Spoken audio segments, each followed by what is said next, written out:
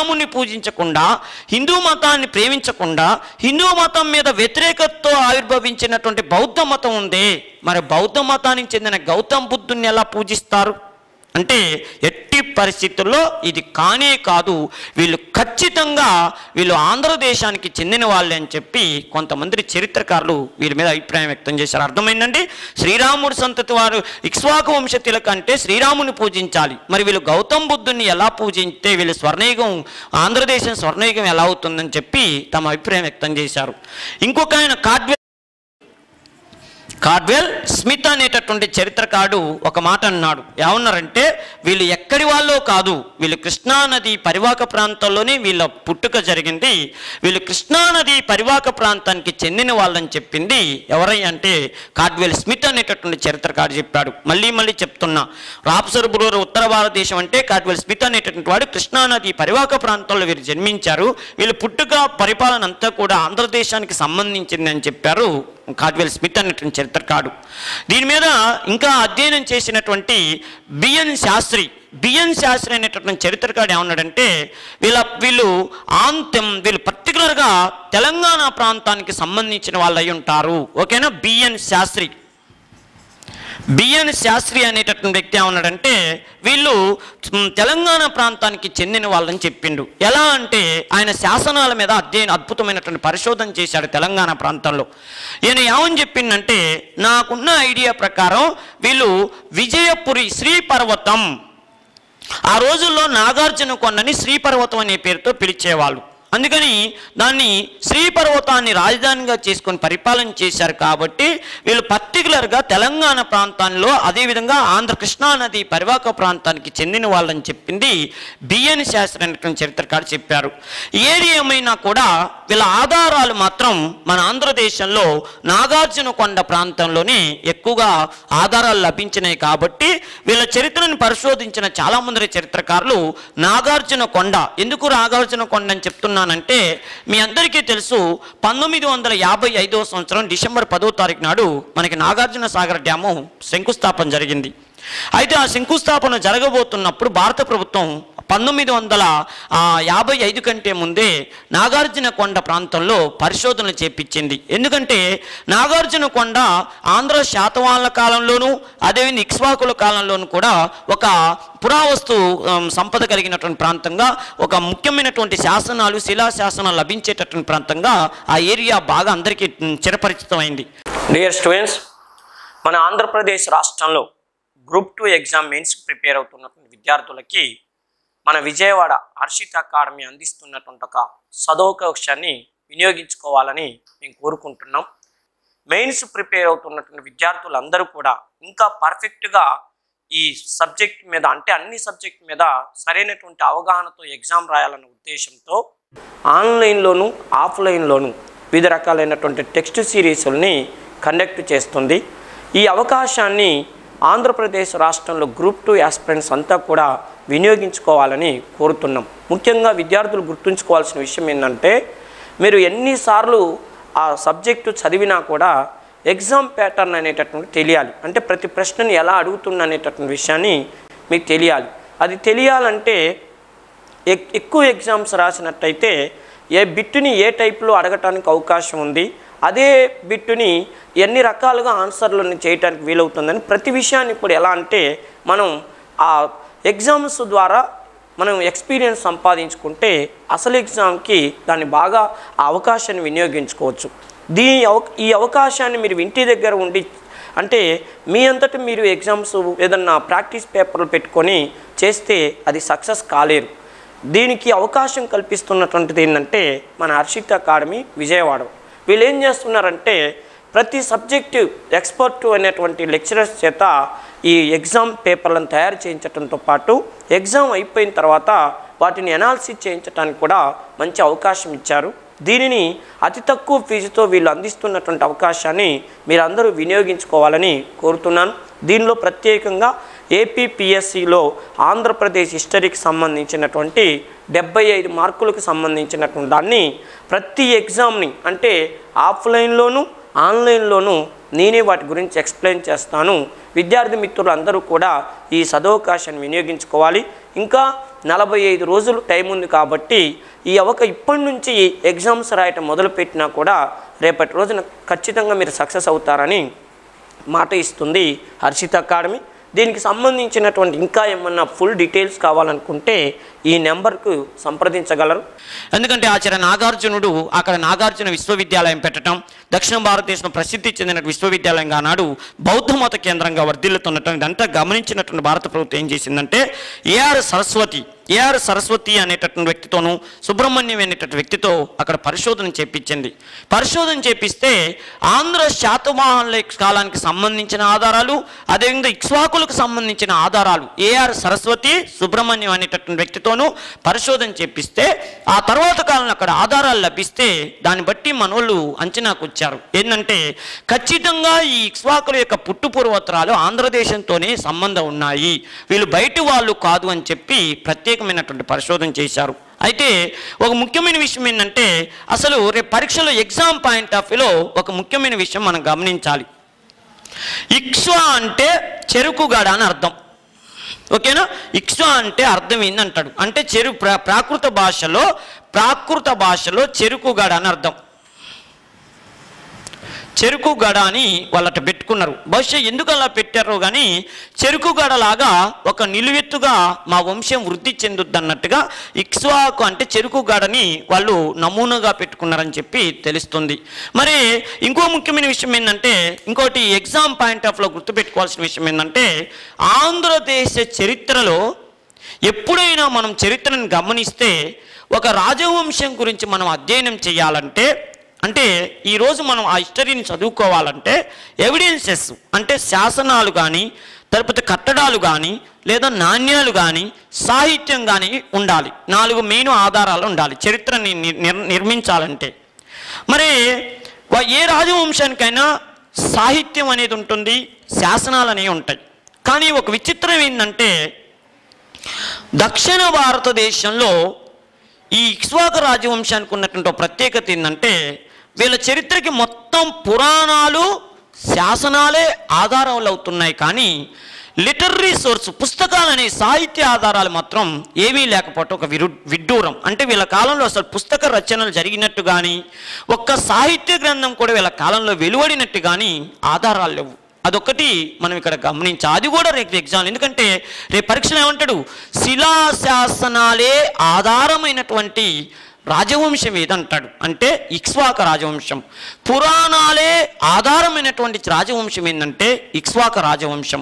మరి పుస్తకాలు literary source ఏమీ లభించని రాజంటే ఇక్ష్వాక రాజవంశం అని చెప్పి ప్రత్యేకంగా గుర్తుపెట్టుకోవాలి. ఇంకో ముఖ్యమైన విషయం ఏంటంటే మరి రేపు పరీక్షలు అడుగుతాడు పురాణాల ప్రకారం ఎంతమంది ఇక్ష్వాక రాజులు పరిపాలన చేశారని చరిత్రలో ఉంది, లేదా శాసనాల ప్రకారం ఎంతమంది చక్రవర్తులు ఇక్ష్వాక రాజ్యాన్ని పరిపాలన చేసినట్టు ఆధారాల్లో ఉందని చెప్పి రేపు అడుగుతాడు. అంటే గుర్తుపెట్టుకోవాల్సింది ఎగ్జామ్ పాయింట్ ఆఫ్ లో గుర్తుపెట్టుకోవాల్సిన విషయం ఏంటంటే పురాణాల ప్రకారం మొత్తం ఇక్ష్వాక చక్రవర్తులు ఈ మధ్య కాలంలో అంటే 75 years మధ్య కాలంలో 7 పరిపాలన చేసినట్టుగా చరిత్రలో లభిస్తుంది. 7 చక్రవర్తులు అంటే మొత్తం ఇక్ష్వాక చక్రవర్తులు పురాణాల ప్రకారం. పురాణాలంటే విష్ణు పురాణం, వాయు పురాణం, మత్స్య పురాణం, ఈ పురాణాల ప్రకారం ఎంతమంది చక్రవర్తులు పరిపాలన చేసినట్టుగా ఆధారం లభిస్తుందంటే 7. అదే శాసనాలు ఇన్స్క్రిప్షన్స్ ప్రకారంగా ఎంతమంది చక్రవర్తులు ఇక్ష్వాక రాజ్యాన్ని పరిపాలన చేసినట్టుగా ఆధారాలు ఉన్నాయి అంటే 4 చక్రవర్తులు మాత్రమే పరిపాలన చేసినట్టుగా ఆధారాలు ఉన్నాయి. అర్థమైందండి?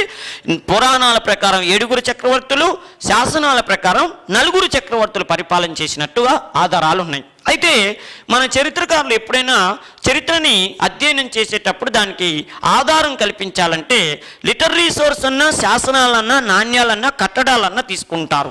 పురాణాలు అనేవి అవి అదనమైనటువంటి ఇన్ఫర్మేషన్ కోసం ఉపయోగించుకుంటారు, కానీ దాని మీదనే ఆధారపడి చరిత్రను మాత్రం లిఖించటం జరగదు. అందుకని ఇప్పుడు విషయం ఏంటంటే అర్థమైందండి, పురాణాలని అదనపు సోర్సుగా అంటే సెకండరీ సోర్సుగా తీసుకొని హిస్టరీని రాస్తారు, కానీ మెయిన్ సోర్స్ మాత్రం ఖచ్చితంగా నాణ్యాలన్నా, కట్టడాలన్నా, సాహిత్యం అన్నా, శాసనాలు ఇన్స్క్రిప్షన్స్ అన్నా ఉండాలి. మరి వీళ్ళకి పురాణాల్లో 7 చక్రవర్తులు పరిపాలన చేసినట్టు ఉన్నాయి, కానీ సరైనటువంటి ఆధారాలు లేవు. శాసనాల ద్వారా నలుగురు పరిపాలన చేసినట్టుగా పక్కాగా ఆధారాలు ఉన్నాయి. అందుకని చరిత్ర ప్రకారం నిర్మించటం కోసం వీళ్ళు ఏ చక్రవర్తులు పరిపాలన చేశారో తెలియజేయటం కోసం ప్రత్యేకంగా శాసనాలని ఆధారంగా తీసుకొని పరిపాలన చేసిన వాళ్ళు ఎంతమంది చక్రవర్తులు పరిపాలన చేశారో లెక్కలోకి వచ్చింది. అయితే ఇప్పుడు విషయం ఏంటంటే ఈ రాజవంశాన్ని పరిపాలన చేసిన చక్రవర్తులు మొత్తం 4 చక్రవర్తులు పరిపాలన చేశారు. ఇందులో విద్యార్థులు గమనించాల్సిన ముఖ్యమైన విషయం ఏంటంటే ఒకటి బాగా గుర్తుపెట్టుకోవాల్సింది, ప్రాచీన ఆంధ్రప్రదేశ్ చరిత్రలో ఏ చక్రవర్తులు ఏ సంవత్సరం నుంచి ఏ సంవత్సరం వరకు పరిపాలన చేశారని చెప్పి ఏ కాంపిటేటివ్ ఎగ్జామ్స్లో కూడా క్వశ్చన్స్ అడగరు. అది ఏ హిస్టరీ అన్నది మీరు పోయి ఆ భారతదేశ చరిత్రలో పర్టికులర్గా అడగరు, తెలంగాణ ఆంధ్రప్రదేశ్ చరిత్రలో అడగరు. మరి ఏ విషయమైనా ఇండియన్ హిస్టరీలో ప్రత్యేకంగా సివిల్ సర్వీస్లో కూడా అశోకుడు ఏ టైం నుంచి ఏ టైంకి పరిపాలన చేశాడు, బిందుసారుడు ఏ టైం నుంచి ఏ టైంకి పరిపాలన చేశాడు, హర్యంక వంశం ఏ టైం నుంచి ఏ టైం వరకు పరిపాలన చేసింది, ఆంధ్రదేశ చరిత్రలో శాతవాహన చక్రవర్తులు ఏ టైం నుంచి ఏ టైం వరకు ఏ చక్రవర్తి ఏ టైం వరకు పరిపాలన చేశారని ఒక్కళ్ళిద్దరు చక్రవర్తులు అడుగుతారు తప్పితే అసలు మిగతా చక్రవర్తులు జోలికి పోరు. ఉదాహరణకి మనకు ఆంధ్ర శాతవాహనలో గౌతమిపుత్ర శాతకర్ణుడు ఆయన ఇయర్తో సహా అడుగుతాడు. అది ఆంధ్ర చరిత్రలో ఖచ్చితంగా ఇయర్తో సహా అడిగేది. అర్థమైందండి? 78 నుంచి 102 వరకు క్రీస్తు పరిపాలన, ఎందుకంటే ఆధారాలు దొరికినాయి.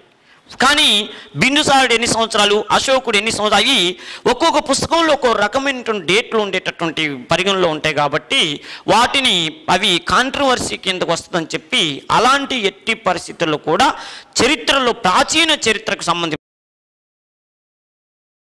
అంటే అవి మనం ఈ మధ్య కాలంలో రాసుకున్నాయి కాబట్టి వాటికి అన్ని ఆధారాలు ఉన్నాయి కాబట్టి వాటిని ఇయర్స్ అడుగుతాడు. వాటి ఇయర్సే కాదు డేట్లతో సహా అడుగుతాడు. కానీ అశోకుడు ఎన్ని సంవత్సరాలు పరిపాలన చేశాడు, లేకపోతే యెహుబల శాంతమూడు ఎన్ని సంవత్సరాలు పరిపాలన చేసినటానికి ఆధారాలు వాటి నేనే పలానా చక్రవర్తి. ఎప్పుడైనా కూడా ఒకటే గుర్తుపెట్టుకోండి, కాంపిటేటివ్ ఎగ్జామ్స్ ప్రిపేర్ అయ్యేటప్పుడు మీరు గుర్తుపెట్టుకోవాల్సింది ప్రాచీన ఆంధ్రప్రదేశ్ చరిత్ర అయినా ప్రాచీన భారతదేశ చరిత్ర అయినా కూడా ఆ సంఘటనలు మాత్రమే, ఆ రాజు చేసినటువంటి ఉద్యమం, ఆ రాజు చేసిన పరిపాలన సంఘటనలు, అదేవిధంగా ఆయనకు ఉన్నటువంటి టైటిల్స్ బిరుదులు, ఆయన కాలంలో ఏమైనా గుళ్ళు కట్టితే గుళ్ళు, లేకపోతే ఆయన కాలంలో వచ్చినటువంటి రచయితలు, ఆయన ఆస్థానంలో ఉన్నటువంటి కోర్టు పోయట్లు అంటే ఆస్థాన పండితులకు సంబంధించినవి మాత్రమే అడుగుతాడు తప్పితే ఈ ఇయర్స్ జోలికి పోడన్నట్టు విషయాన్ని మీరు గుర్తుపెట్టుకోవాలి. అది పర్టికులర్గా ఆంధ్రప్రదేశ్ ప్రాచీన చరిత్రలో మాత్రం మీరు కంపల్సరిగా ఇది పాటించాలి. ఇప్పుడు ఇదే ఆధారం అని కూడా నేను చెప్పలేను, కానీ ఎక్కువ మంది చరిత్రకారులు చెప్పిన ఆధారం అని నేను ఫస్ట్ చాప్టర్ ఈ పాఠం మొదలుపెట్టేటప్పుడే నేను చెప్పాను. అందుకని ఇప్పుడు గుర్తుంచుకోండి, ఈ రాజవంశంలో మొత్తం 75 సంవత్సరాలు పరిపాలన చేస్తే ఫస్ట్ చక్రవర్తి ఆయన ఎవరయ్యా అంటే వాసిష్ఠపుత్ర శ్రీ శాంతమూలుడు. వాసిష్ఠపుత్ర శ్రీ శాంతమూలుడు అనే రాజు ఒకడు. రెండో ఆయన ఎవరయ్యా అంటే వీరపురుష దత్తుడు. వీరపురుష దత్తుడు అనేవాడు రెండో వాడు. మూడో వాడు ఎవరయ్యా అంటే యెహుబల శాంతమూలుడు.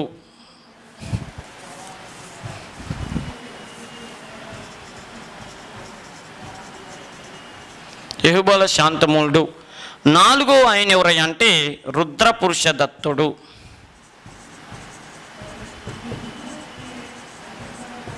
రుద్రపురుష దత్తుడు అనేవాడు 4 పరిపాలన చేశారు. ఇప్పుడు చూడండి, వాసిష్ఠపుత్ర శ్రీ శాంతమూలుడు, the founder of Ikshvaka dynasty, Vasishthaputra శాంతమూలుడు. నెక్స్ట్ గొప్ప చక్రవర్తి వీరపురుష దత్తుడు.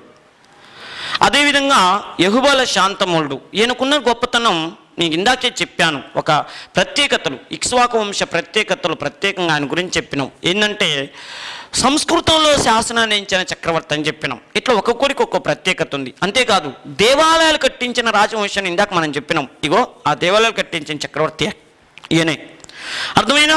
అదేవిధంగా వీళ్ళ అమ్మగారి పేరునే పెద్ద స్తూపాన్ని, నాగార్జున కొండ దగ్గర పెద్ద స్తూపాన్ని ఇచ్చిన చక్రవర్తి కూడా రుద్రపురుష దత్తుడు. ఇలా 4 చక్రవర్తులు పరిపాలన చేశారు. ఇప్పుడు మనం వాసిష్ఠపుత్ర శ్రీ శాంతమూలుడు గురించి అధ్యయనం చేద్దాం. చూడండి, ఈయన అనగానే ఎగ్జామ్ పాయింట్ ఆఫ్ వ్యూలో ఏం క్వశ్చన్స్ అడగటానికి అవకాశం ఉంటుంది అని అంటే చూడండి, వాసిష్ఠపుత్ర శ్రీ శాంతమూలుడు అంటే ఇక్ష్వాక వంశానికి, ఇక్ష్వాక ఇక్ష్వాకుల రాజ్యాన్ని స్థాపించిన చక్రవర్తి ఎవరయ్యా అంటే శ్రీశాంతముడు, వాసిష్ఠపుత్ర శ్రీశాంతముడు. మీకు డౌట్ రావచ్చు, ఇదే పేరు శాతవాహన చక్రవర్తులలో కూడా గౌతమిపుత్ర శాతకర్ణి కొడుకు కూడా వాసిష్ఠపుత్ర శాంతముడు అనే పేరుంది కదా అంటే, వాళ్ళమ్మ పేరు అంటే గౌతమిపుత్ర శాతకర్ణి భార్య పేరు వాసిష్ఠ కాబట్టి వాళ్ళ కొడుకు వాసిష్ఠపుత్ర శాంతముడు అని పేరు పెట్టుకుంటూ వాణ్ణి మనం ప్రత్యేకంగా రెండో పులోమావి అనే పేరుతో పిలుస్తాం. రెండో పులోమావి. ఇక్కడ ఈయన వాసిష్ఠపుత్ర అంటే వీళ్ళమ్మగారి పేరు వాసిష్ఠ, వాళ్ళ అమ్మ పేరు వాసిష్ఠ, పుత్ర శ్రీశాంతముడు. అంటే చూడండి, గౌతమిపుత్ర శాతకర్ణి భారతదేశానికి ఇచ్చిన ఒక గొప్ప ఆదర్శం. ఆయన ఆదర్శంగా ఒక విషయంలో ఆదర్శంగా నిలబడ్డాడు. ఏంటంటే ఆయన పరిపాలనా కాలంలో వాళ్ళ తల్లిగారి పేరుని తన పక్కన పెట్టుకోవటం, తన పేరు పక్కన తన తల్లి పేరుని పెట్టుకోవటం అనేది ఆచారానికి శ్రీకారం చుట్టాడు. అప్పుడు ఆ గౌతమిపుత్ర శాతకర్ణి ఆ విధంగా చేస్తే ఆయన తర్వాత వచ్చినటువంటి చక్రవర్తులు అందరూ కలిసి ఆయన ఆదర్శంగా తీసుకొని వాళ్ళ తల్లుల పేర్లని తమ పేర్ల పక్కన పెట్టుకున్నారు. అలా పెట్టుకున్న వాళ్ళల్లో ఇక ఈయనొక్కడు తన తల్లి పేరుని పెట్టుకొని గౌతమిపుత్ర శాతకర్ణి యొక్క ఆచారాన్ని ఇతడు కొనసాగించాడని గుర్తుంచుకోండి. నెక్స్ట్, ఈయన ఇక్ష్వాకు రాజ్యాన్ని స్థాపించాడు. అంటే రేపు పరీక్షలో అడుగుతాడు, వాసిష్ఠపుత్ర శాంతమూలుడు, ఆయనే శ్రీశాంతమూలుడు అంటారు షార్ట్కట్లో. ఈ శ్రీశాంతమూలుడు ఏ శాతవాహన రాజును ఓడించి ఇక్ష్వాక రాజ్యాన్ని స్థాపించాడంటే ఏమని చెప్తాం అంటే మూడవ పులోమావిని ఓడించి ఇక్ష్వాక రాజ్యాన్ని స్థాపించిందని మనం ప్రత్యేకంగా చెప్పుకుంటాం. ఓకే. రెండవది, ఈయన చక్రవర్తిగా వచ్చిన తర్వాత ఏమైనా అద్భుతాలు చేశాడా? అసలు ఏంది అంటే చూడండి, ఈయన చక్రవర్తిగా వచ్చినప్పుడు మొదట కేవలం మనం ఫస్ట్లో చెప్పుకున్నట్టు కృష్ణానది పరివాహక ప్రాంతంలో గుంటూరు జిల్లా, నల్గొండ జిల్లాకి పరిమితమైనటువంటి కృష్ణా జిల్లా ప్రాంతంలో గుంటూరు, నల్గొండ జిల్లాకి పరిమితమైనటువంటి ఇక్ష్వాక రాజ్యాన్ని విస్తరింపచేయటానికి అద్భుతమైనటువంటి ప్రయత్నాలు చేశాడు. ఆ ప్రయత్నాల్లో భాగంగా అతి తొందరలోనే కడప ఎక్కడ త్రిపురాంతకం అని ఊరుంటుంది, కడప కర్నూలు జిల్లా వరకు తన రాజ్యాన్ని విస్తరింపజేశాడు. కర్నూలు జిల్లా వరకు తన రాజ్యాన్ని విస్తరింపజేశాడు. అంటే రాజ్య విస్తరణ కోసం అనేక యుద్ధాలు చేయాల్సి వచ్చింది. ఆ యుద్ధాలు చేసి రాజ్యాన్ని విస్తరింపజేసుకున్నాడు. అంతేకాదు, ఓ ముఖ్యమైన విషయం ఏంటంటే అంతవరకు తన సామ్రాజ్యాన్ని, ఇక్ష్వాక సామ్రాజ్యాన్ని అభివృద్ధి చేసుకొని విస్తరింపజేసుకొని తర్వాత ఎంతసేపటికి యుద్ధాలు చేసినా కూడా ప్రజలు విసుక్కుంటారు. ఎందుకంటే చక్రవర్తి అనేవాడు ఊకే యుద్ధాలు చేస్తూ మా పరిపాలన మీద కాన్సన్ట్రేషన్ చేయట్లేదు, మాకు సౌకర్యాలు కల్పించట్లేదు అని చెప్పి, వ్యవసాయాన్ని అభివృద్ధి చేయట్లేదని ఫీల్ అవుతారని చెప్పి అతడు ఏం చేశాడంటే తాను ఆక్రమించిన రాజ్యం మొత్తాన్ని కూడా అడవులను నరికేపించాడు. దాదాపు చాలా వరకు అడవులను నరికేపించి ఆ అడవులు నరికిన ప్లేస్ని రెండు రకాలుగా వినియోగించాడు. ఒకటేంటంటే ప్రత్యేకంగా పెరుగుతున్న జనాభాకి కావలసిన ఆహార పదార్థాలని పెంచటం కోసం వ్యవసాయం చేపించాడు. అది ఆయన చేసిన ఒక అద్భుతమైనటువంటి పని. అంటే వ్యవసాయ రంగాన్ని అభివృద్ధి చేసినటువంటి ఇక్ష్వాక చక్రవర్తి ఎవరంటే ఆ బీజం వేశాడు. ఒక విధంగా ఇక్ష్వాక రాజ్యం అభివృద్ధికి నభూతో నా భవిష్యత్ అన్నట్టుగా ఇక్ష్వాక రాజ్యం అభివృద్ధి చెందటానికి బీజం వేసినటువంటి చక్రవర్తి ఈ శ్రీశాంతమూలుడు. మా ఎంకరేజ్మెంట్ కోసం మన హర్షిత్ ఇన్స్టిట్యూట్ యూట్యూబ్ ఛానల్ని సబ్స్క్రైబ్ చేసుకోండి, లైక్ చేయండి, అలానే షేర్